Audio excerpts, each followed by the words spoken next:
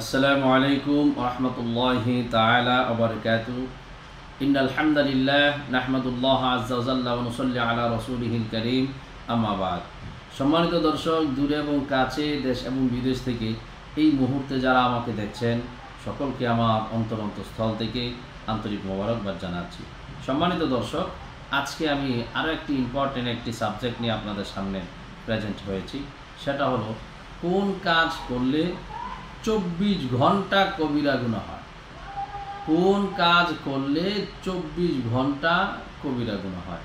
Important একটি matter, অবশ্যই লক্ষণীয়। সেটা হলো কোনো ব্যক্তি যদি দাড়ি কাটে সেটা 24 ঘন্টা কবিরা গুনাহ হবে। কিভাবে 24 ঘন্টা কবিরা গুনাহ হবে এটা আমি দলিল দিয়ে তারপর আপনাদেরকে আমি অবশ্যই বুঝাবো। তো আগে শুনুন, দাড়ি রাখাটা আমাদের জন্য কি? দাড়িটা হলো নবীজির সুন্নত। দাড়িটা হলো নবীজির সুন্নত, কিন্তু রাখাটা হলো ওয়াজিব। অনেকে বলে যে দাড়ি রাখা সুন্নত, আরে ভাই, দাড়ি রাখাটা সুন্নত না, দাড়িটা নবীজির সুন্নত, কিন্তু দাড়ি রাখাটা হলো ওয়াজিব। দাড়ি রাখাটা হলো ওয়াজিব। যখন আপনি ওয়াজিব আদায় করবেন তখন আপনার সুন্নতও আদায় হবে, ওয়াজিবও আদায় হয়ে যাবে। তো এটা কিভাবে দাড়ি রাখাটা ওয়াজিব? বুখারী শরীফের আল জুজুল আউয়াল, বুখারী শরীফের আল জুজুস সানি, আরবি মেইন কিতাবের 2য় খণ্ডে হাদিসটা রয়েছে।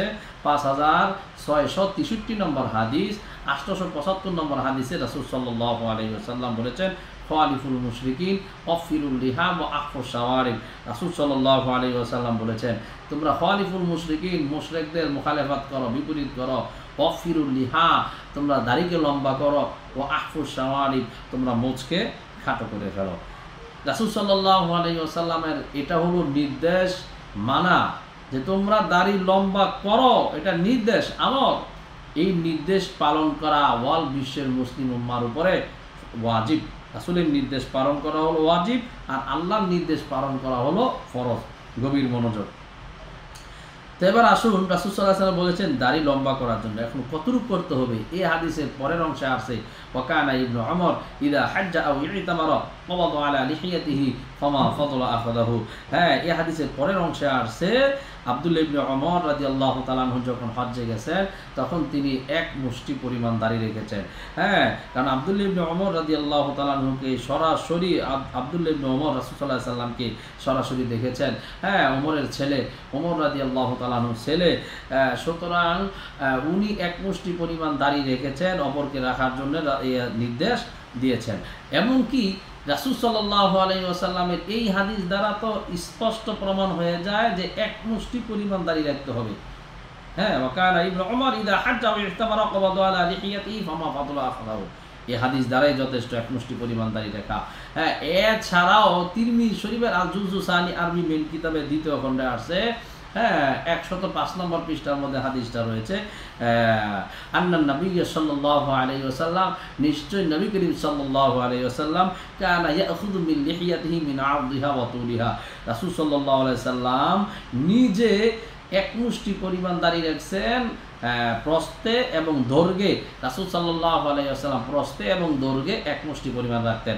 লম্বায় এক মুষ্টি পরিমাণ রেখে কাটতেন, এরপরে প্রস্থে এক মুষ্টি পরিমাণ দইরা, তারপরে কি করতেন, কাইটা এক মুষ্টি পরিমাণ রাখতেন। তো এই হাদিসগুলোকে সামনে রেখে আরও কত হাদিস আছে সম্মানিত দর্শক, সবগুলো বলা সম্ভব না।